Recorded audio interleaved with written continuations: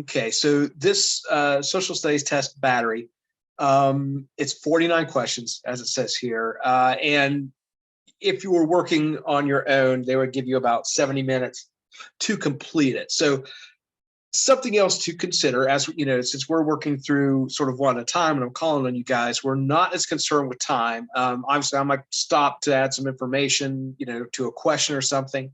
But you know, that's something that you want to start kind of thinking about here as far as, and you know, Nilda just mentioned sending the link. So I'm going to go ahead and copy and paste that to the chat. So if you wanted to open up in another browser or something like that, you would also have it available. Or you don't even have to go to Google Classroom if you want to look at the rest of the tests. So yeah, I'll just kind of go through the list here and call on you guys to answer questions here. They're multiple choice. There's some sort of drop down sort of boxes. And you'll see the format is, you know, really quickly kind of understanding, pretty intuitive. Nothing that you're probably not familiar with. So let's take a look here. So we start with the table, right? So this is use the following chart to answer questions 1 through 3. Try to be better about actually looking at the directions for the question. We ran into a problem with that in language arts last week with me. So we start off with the first 10 amendments, right? So the amendments to the Constitution, 1 through 10, the Bill of Rights. So I won't go ahead and I won't read them all individually. We'll see what the questions look like. If we want to come back and look at the amendments again, we can do that. So the first question says the chart above lists the first 10 amendments to the United States. The First Amendment includes A, the rights of the accused, B, the 5 freedoms, C, the preamble, or D, the Bill of Rights. So Mariama, start with you. Number 1, what does the First Amendment include? It's the 5 freedoms. Very good. B. Yeah. B as in boy, the 5 freedoms. We didn't get into a lot of specifics about the Bill of Rights, right? But I mentioned that it was the first 10 amendments and included sort of those original civil liberties and individual rights. And the first one, right, guarantees freedom of religion, freedom of speech, freedom to assemble, freedom of the press, and the right to petition the government. So there's the first 5 freedoms for you. And 2, amendments 4 to 8 are referred to as A, the rights of the accused, B, the 5 freedoms, C, the preamble, or D, the Bill of Rights. Devi, what do you think amendments 4 to 8 referred to as? Can I see the amendment? Sure. There they are. I'm going to zoom in a little bit there. I see the right not to read. You want to see the question again? No, hold on, I'm reading.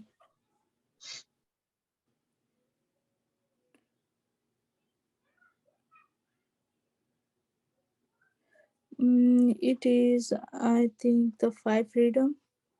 This is the rights of the accused. It's A. Oh, okay. Yeah, and again, you know, something we kind of glanced over, but this is a good sort of test-taking skill to think about, right? So if we look through 4 to 8, amendment number 4 protects against unreasonable searches and seizures. 5 assures the right not to be deprived of life, liberty, and property without due process of the law. 6 guarantees the right to a speedy and public trial by an impartial jury. 7 assures the right to a jury trial in cases involving the common law. And then 8 protects against excessive bail or cruel and unusual punishment. So those all are referring to basically if you are accused of a crime, right? They all kind of share a similar theme there, right? As far as how you're protected by the law, from the law, in a manner of speaking. So then we can start rolling out a few of those, right? So the 5 freedoms were in the very first amendment, right? Free speech, freedom to assembly, freedom of religion.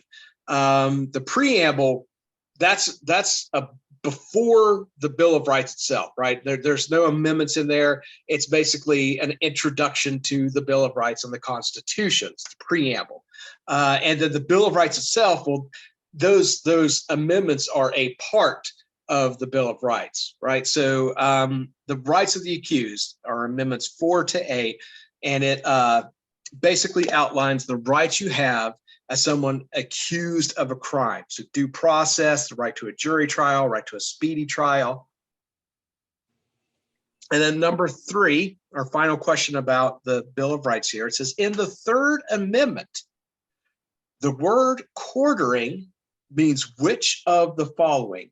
A, cutting, B, blocking, C, housing, or D, measuring. Jessica, you want to try that one?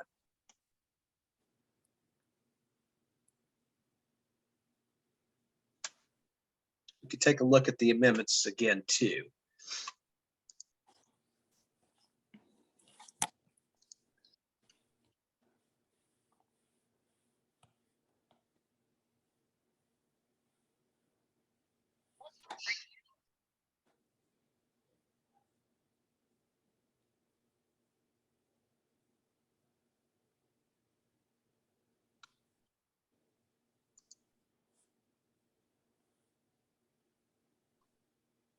Are you there, Jessica?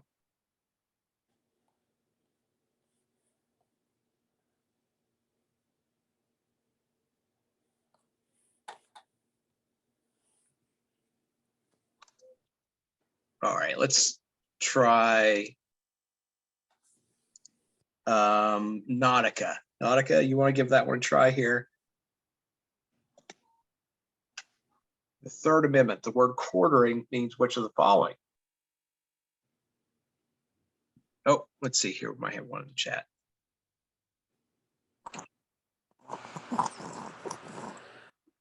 In the 3rd Amendment, the word quartering means what? You said it means what? Yeah, so is it A, cutting, B, blocking, C, housing, or D, measuring? We could take a look at the 10, or we can look at Amendment 3 again if you want some context for that. Yeah. So 3rd Amendment says restricts the quartering of troops in private homes. Restrict the housing. Yeah, so housing, C, right, is the answer there. So that was a big deal back, you know, at the right before the Revolutionary War. British soldiers would be quartered, housed in just, you know, any random, you know, citizen's house. They could just come knock on your door and be like, hey, we're living here, right? So that was something that was going to be added to the Bill of Rights. So you can't quarter and house soldiers in private housing. That's part of the Bill of Rights. So, all right, so 3 is C, housing.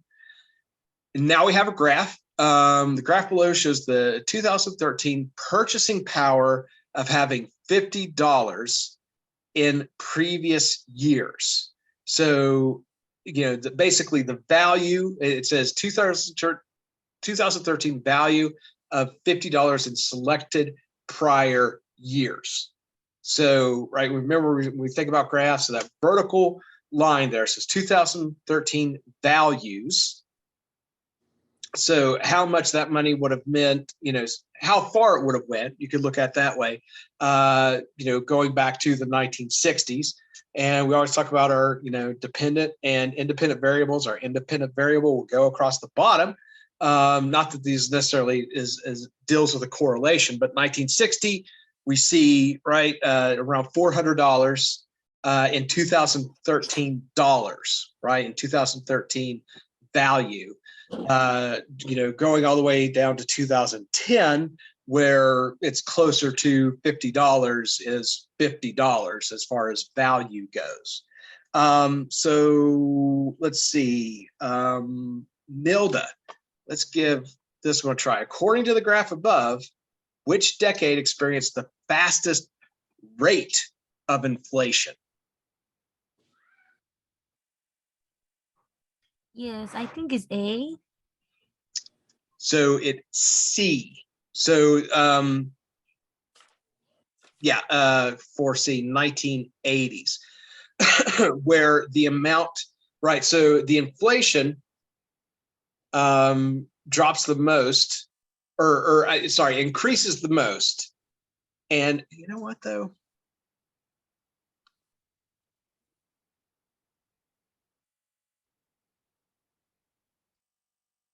Give me just a second here.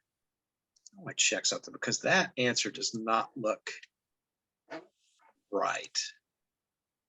Bear with me just a second here.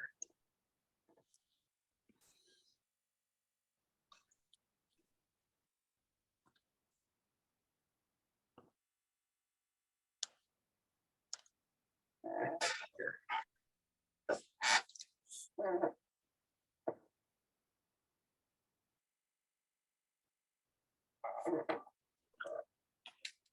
Okay. Let me just get back to this.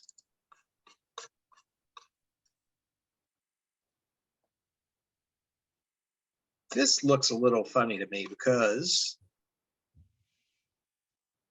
nope, went a little too far. 4, where's my?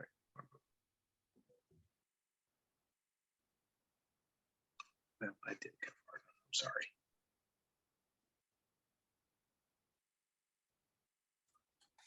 Here we go. As I'm looking at that,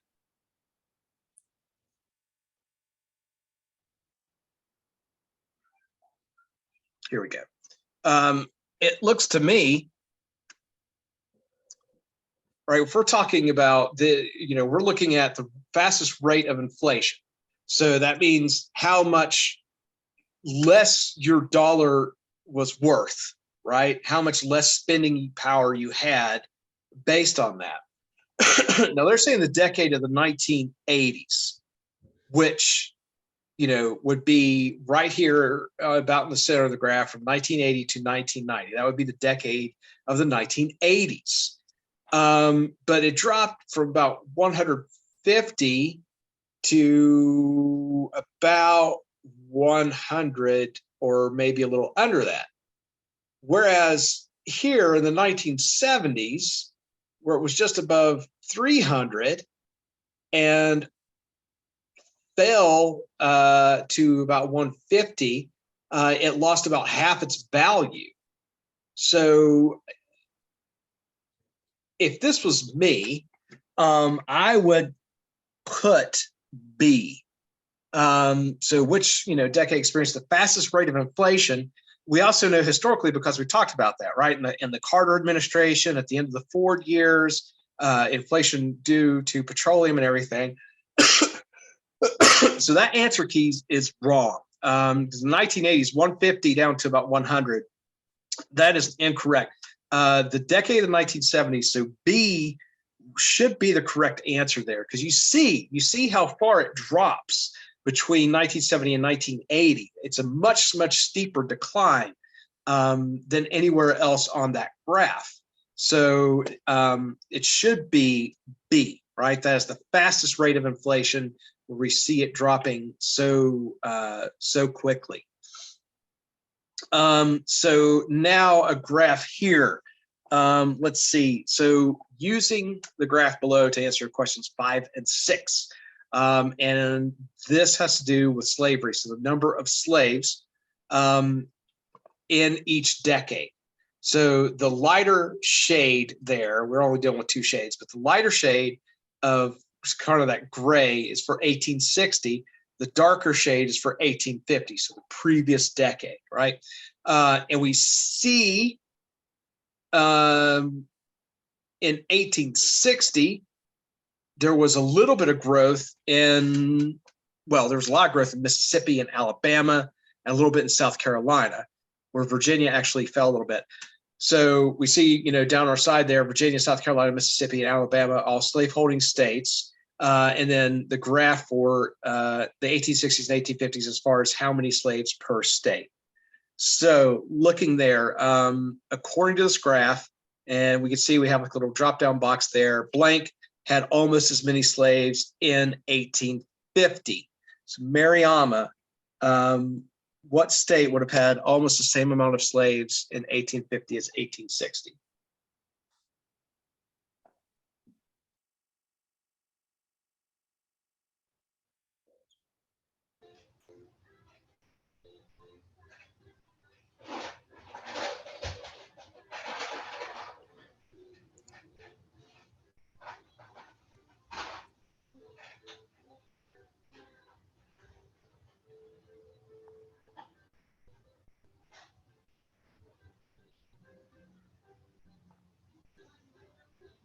It's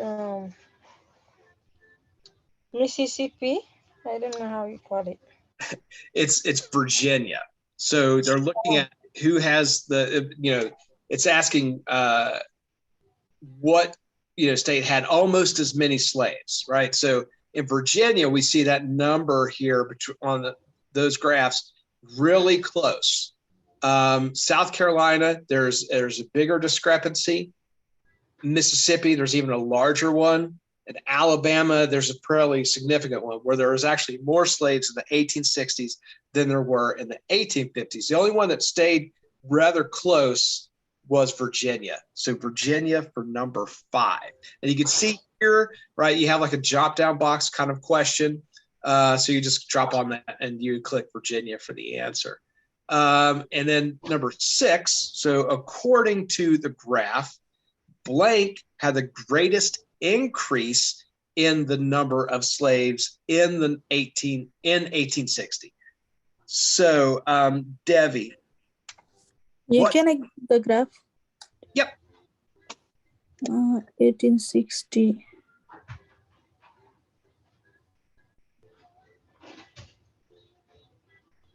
Can I see the question? Sure. According to the graph, there's have a greatest increase in. This is Virginia. It's Mississippi. So we look here, right? The greatest amount of growth. So in 1860, yeah, it's Mississippi. Yeah, so you see they're almost about, I'd say 475,000, 450,000, right? Because we've got 400,000 there, 500,000 there. And they had, and in 1850, just a little over 300,000. So we see the greatest increase there. I know, but Virginia and that Mississippi is like Virginia is, the bar is Virginia, so it's greater, I think. The bar itself is greater, but what they're asking about is the greatest increase. Oh, okay. Yeah, so just for the greatest increase. So we see that Mississippi has much larger increase overall, right? Virginia didn't have much of an increase. It stays about the same, whether it's 1850 or 1860. Okay, so as long as you get that, that's what I was talking about. We've got to be careful on how we read the questions, make sure we're given the correct answer there. And again, as you know, I'm just as guilty as sometimes as not paying attention to the directions as anybody. So here, another graph, right? We have a line graph. Which of the following statements is supported by the graph? So we'll take a look here. We have always, right, we're looking at the title, decrease in housing market due to unemployment. And you can also see that there's it's basically like a map key, right? We have a legend here because we have 3 different data points. We have unemployment, right, in that sort of solid dark black kind of bold-faced line. Decline in housing market is the thinner black line, and then the dotted line are foreclosures. So it's the title again, decrease in housing market due to unemployment, right? And the percentages up the side there, 0, 20, 40%. And then from 2008 to 2011, right, we see the decrease in the housing market, right? So the foreclosures for instance, went way up between 2008 to 2011. Decline in housing markets took a little bit of a dip, and then they also went up. And then unemployment sort of steady throughout that. It was a little higher in 2008, started to come down a little bit, and then it leveled off through 2009 to 2011. So let's see. Let's try Jessica again, see if she's there. So based on that information, is it the unemployment rate increased from 2008 to 2011 causing the number of foreclosures to increase, or the unemployment rate remained steady from 2009 to 2011? However, the decrease in the housing market increased? C, the unemployment rate, decline in housing market, and number of foreclosures are unrelated? Or D, foreclosures increased steadily throughout the period between 2008 and 2011 with little or no correlation to the unemployment rate? So which one of those is correct about this graph?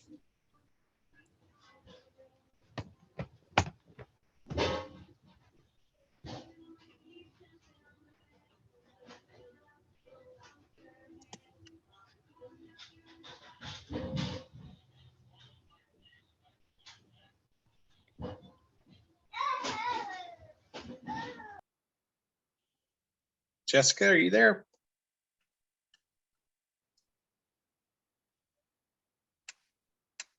All right, let's try Nautica.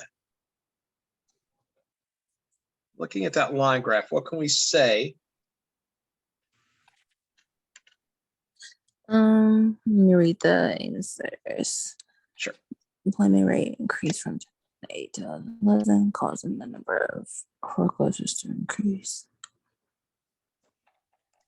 2008.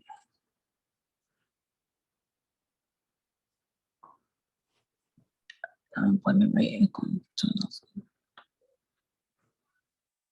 2009, 2011. However, the decrease in housing market decreased. The unemployment rate declined in housing rate.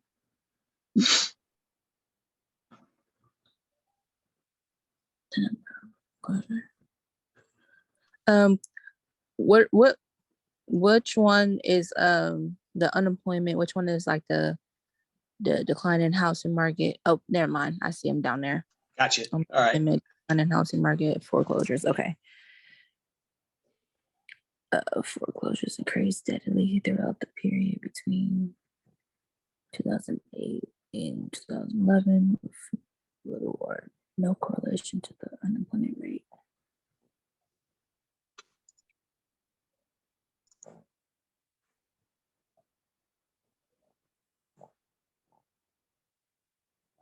Foreclosures increased steadily throughout the period between 2008 and 2011.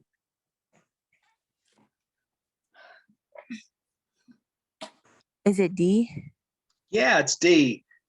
Foreclosures increased steadily throughout that period, right? 2008 to 2011, with little or no correlation to the unemployment rate. So if that data was correlated, right, you would kind of see the unemployment line following the foreclosure line. That dotted line and that's that bold dark line would kind of, follow each other. This is something we talked about, right, with economics and everything, as far as like the housing market, that problem. Now, the job market wasn't great in between 2008 and 2011. There were certainly people that were losing their jobs, but the reason there were so many foreclosures was these people had crummy mortgages, right? We talked about variable rate mortgages and everything. So when the housing market started to sort of fall apart and interest rates started going up, these people couldn't continue to make their house payments. So that's why you see a little more correlation between the decline in the housing market and foreclosures, because banks were losing money on mortgages, and there wasn't as much money for new for new homeowners to get mortgages through that. So yeah, there's more correlation between decline in housing market and foreclosures than there is between unemployment and foreclosures. So yeah, good job. D for number 7. We got a map here. Look at this map. So status of the states, 1861. I think there was something pretty major going on around that time in the United States. So as always, right, we've got a little title there telling us status of the states. So what exactly are they talking about? 1861 should maybe, spark off a little something in our head as far as that time frame. And then if we look at that legend, we look at that map key, we have that color coding. Now this is all in grayscale, right? It's black and white. This might have been like different colors, in a different format, but we can pretty easily see those shades here to see what's going on. So the really dark gray color, right? Union states that banned slavery, 1861, right? California, Oregon, and Ohio, Pennsylvania, New York, right? All of these states up here in this dark gray and over here. It is a little kind of tricky. So that's like super white color. The very, very lightest shades is Union states that permitted slavery, which we talked about. Missouri, Kentucky, West Virginia. You see these states right here in that center, right? That real light shade. And then sort of the lighter gray states that seceded after April 15th, 1861, and that in between shade of gray, and then that a little bit darker shade, or states that seceded before April 15th, 1861, right? So kind of makes sense. The rest are territories, this sort of Midwest area, all this, those weren't necessarily states yet. So taking in that map, basically, what's important here, states that banned slavery, Union states that permitted slavery, and then 2 types of states that seceded, basically based on the date of when they seceded from the United States before the Civil War. So according to the map above, the above map, April 15th, 1861 was significant. What conclusion can be made about this date? So, A, the United States had a new president. B, the line drawn by the Missouri Compromise in 1850 did not apply to California. C, the territories did not have slavery. D, the southern states had seceded from the Union. And let's see, let's check with Nilda here. Which one of those can we determine we can infer by the map? Yes, can I see the map again? Absolutely. There we go.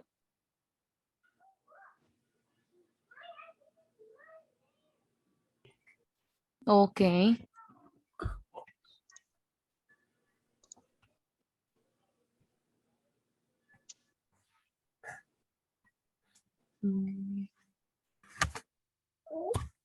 I think D. There you go. Yeah, the southern states had seceded from the Union, right? So all of the states, all of the Confederate states that were going to secede had done so by April 15th, 1861.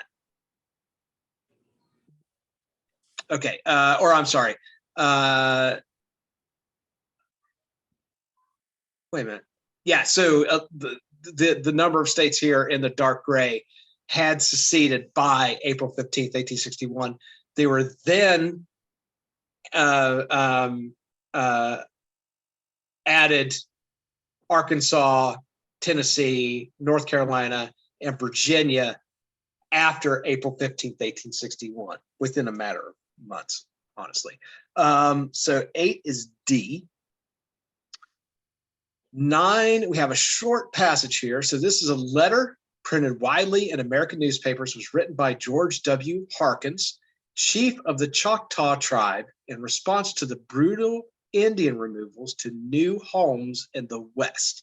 Okay, so Choctaw was one of the tribes, one of the Native American tribes that were, kind of pushed off their land. That's something that we discussed, through the 1800s. We kept pushing various Native Americans off their land and basically, claiming it for the United States.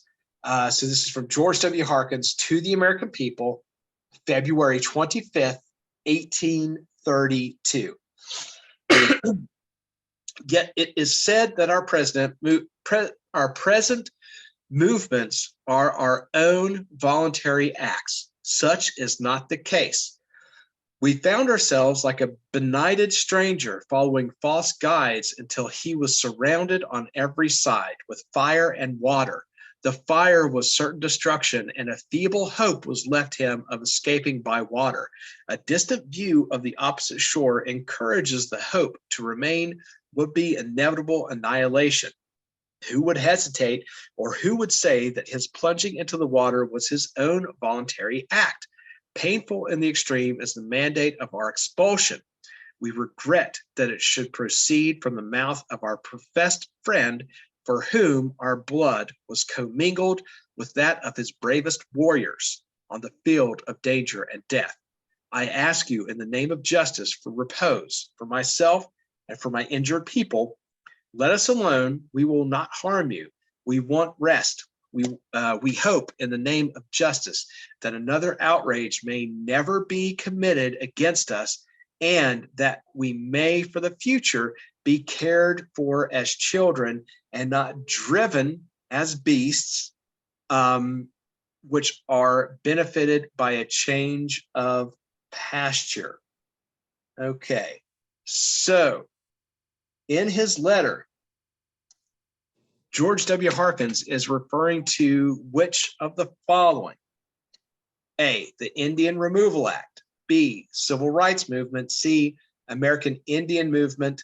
Or D, People's Protest at the University of California at Berkeley. Mariama, let's give that a try there. Which do you think he is referencing?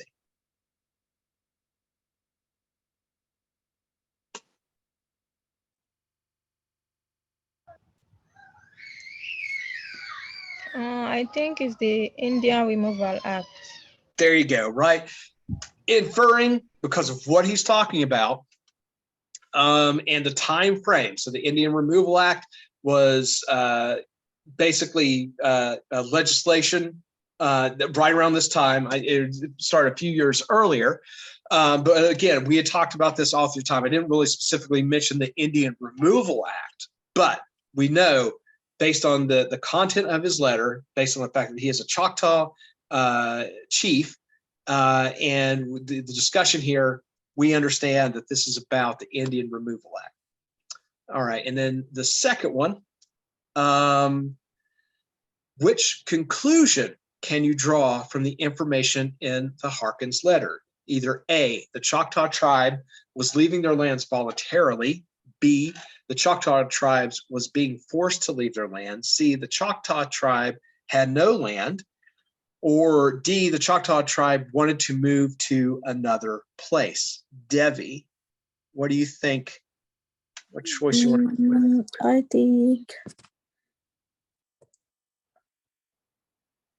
the Choctaw tribe was leaving their land voluntarily. They were being forced to leave their land. So it's B. Okay. Yeah, B is in boy. So one thing to look at here, he said that very first line, yet it is said that our present movements are our own voluntary acts.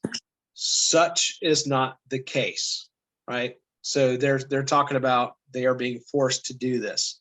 So 10 is B. And just, briefly, this is sort of the type of passages that you'll see. They won't be, pages long or anything. You'll get some small passages and something like this where they'll ask you about that. So this is one reason I wanted to cover some history with you guys, so you get that kind of context when they mention something. You might not be familiar with the name of the person, but you'll certainly kind of understand in reference to the activity that's going on, right? The events that are taking place. So that'll kind of help you form your answer there.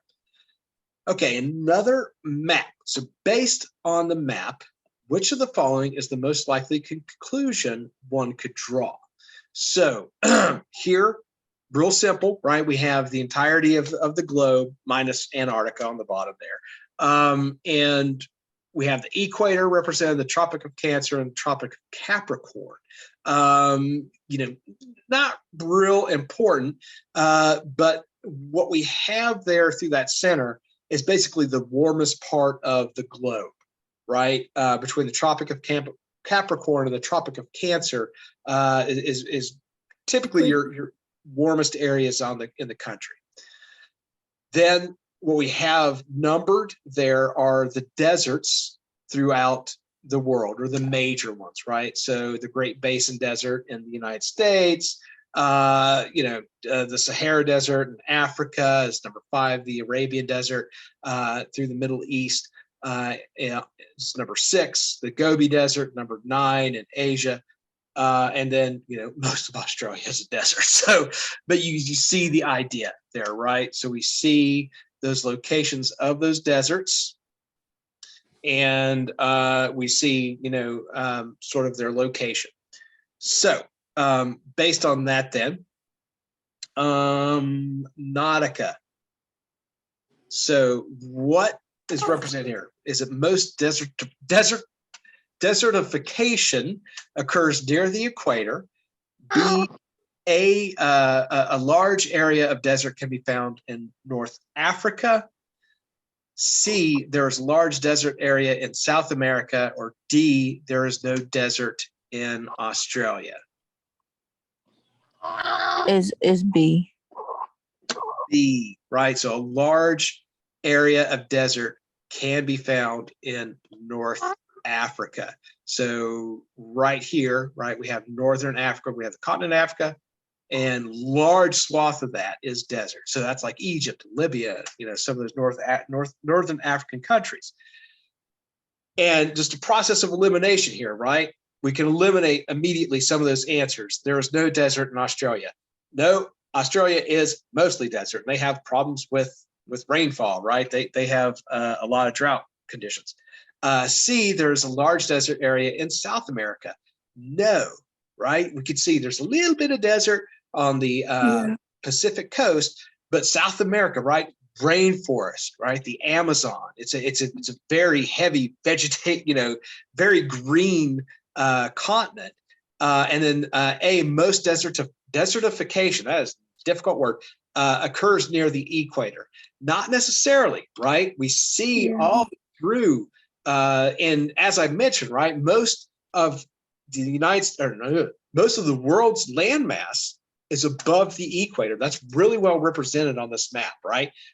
So you kind of also think that, okay, well, most of that desert is not necessarily going to be near the equator.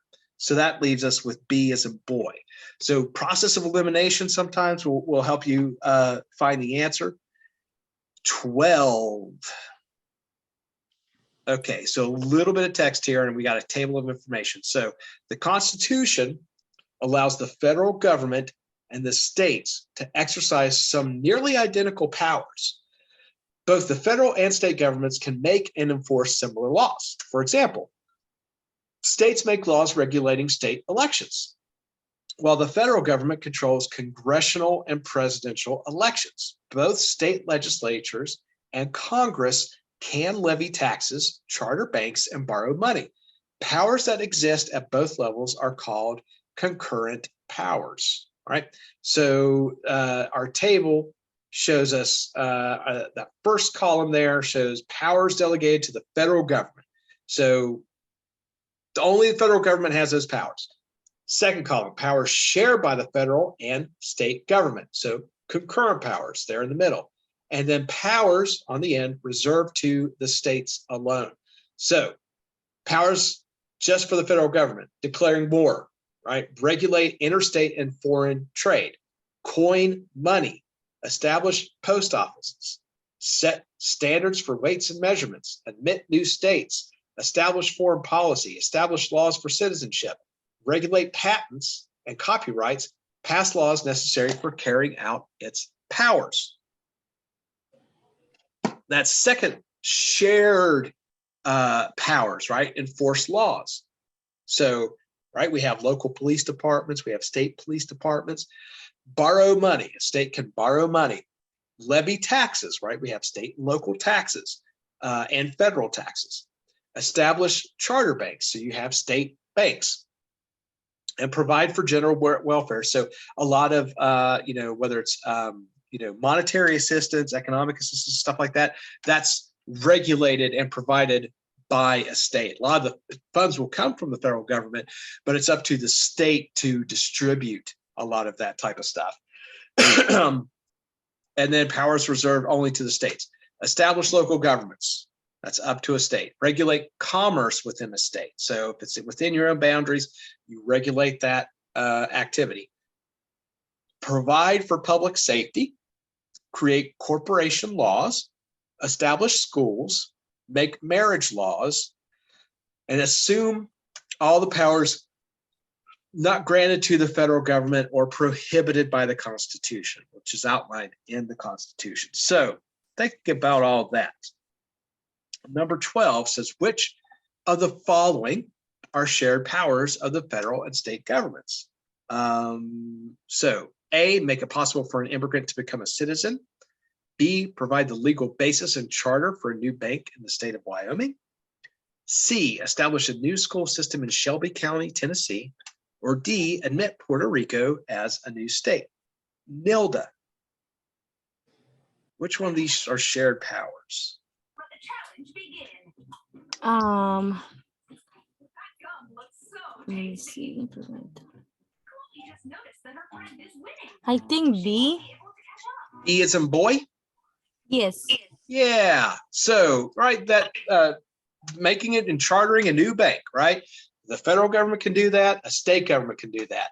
All those other ones are either or, right? They're either federal or they're state, but they're not both. Possible for an immigrant to become a United citizen, that's up to the federal government. Establish a new school system in Shelby County, that's up to a state government. Admit Puerto Rico as a new state. I don't think Ohio could just say, hey, Puerto Rico, do you want to be a state? That's going to be up to a federal government or the federal government. So B is a boy, right? They both share the power of being able to charter a bank. 13. So in the introduction to this chart, the word concurrent most likely means which of the following? Mariama, back to you there. What does that mean?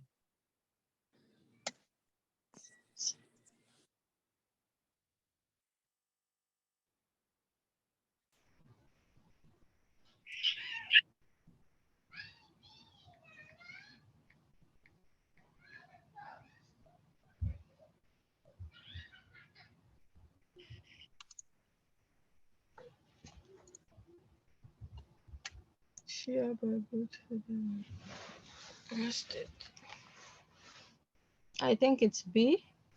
B is in boy, right? Yeah, shared by both federal and state. And here's where those sort of language arts and reading skills come into play. Now, it actually pretty much lays that out. So both the federal and state governments can make and enforce laws.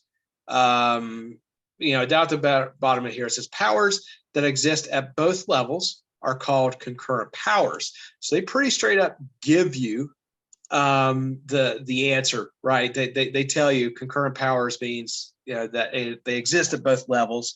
So that means that they share those powers. So B as in boy. But again, kind of showing you that realm of where reading skills do overlap and are important with social studies. So a little bit of sort of context clues you're going to use there and understanding the table are going to help you with that. And speaking of tables, we have another one here. So trends in urban populations, current and projected, right? Always look at the title, try to get to understand what's going on there. So in this table, 1975 is our first column, 2000s our second column, 2025 is our third column. We're getting pretty close to 2025 as it is now. So it's showing the population growth. right? So Tokyo, Japan, 1975, 26.6. 34.5 in 2000, 36.4, 2025.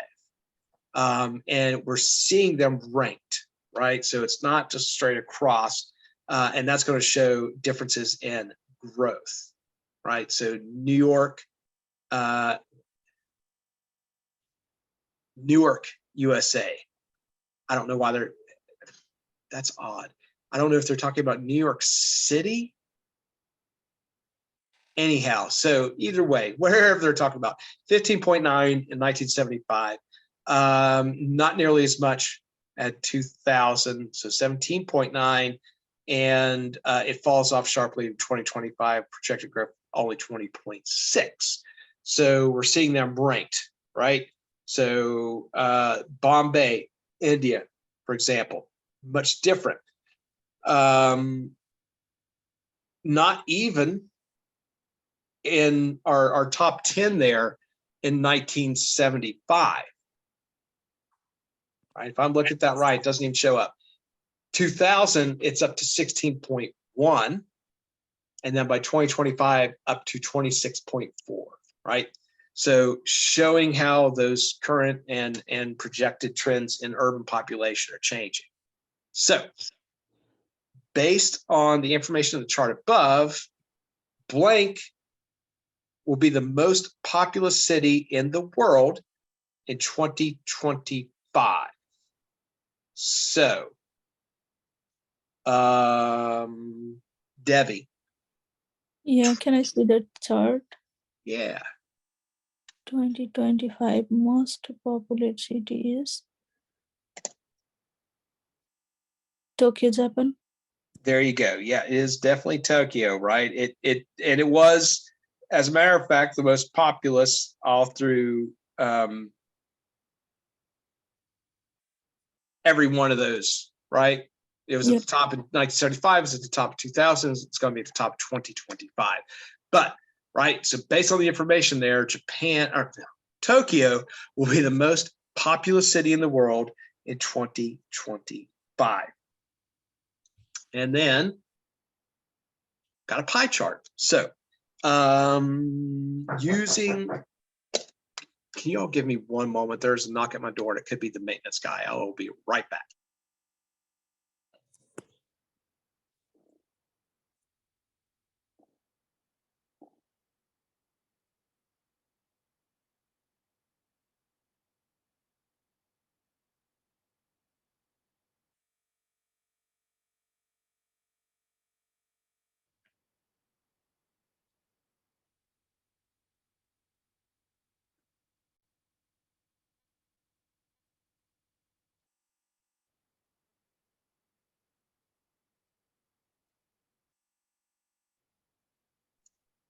Okay, yes, my maintenance man is here. We'll go ahead. We'll work through one or two more. We're almost up to break time anyway, so we'll see if we can get through. Yeah, one sec. All right, y'all. Give me 1 second. I'll be right back.